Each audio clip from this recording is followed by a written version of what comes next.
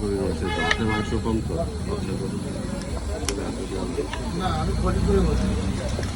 Injection দেওয়া লাগবে এটা দিয়ে কালকে গরুর সর্দি জানা না ওটা দিলে সমস্যা নাই, এটা দিলে ভিতরে চলে যায়, এটা দিয়ে অসুবিধা বেশি। আর ওটা দিলে হলো ওই জায়গাটা ফুলে যায় বেশি, হ্যাঁ মাংসের এখানে ফুলে যায় বেশি। এটা দিলে না ওর একটু একটু এতটুকু একটু রানের ভিতরে এত বেশি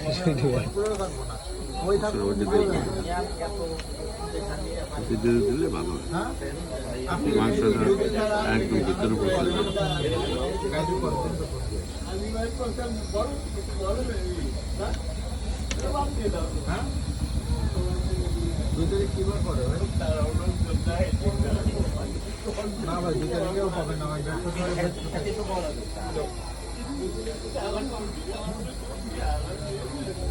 সামনে সামনে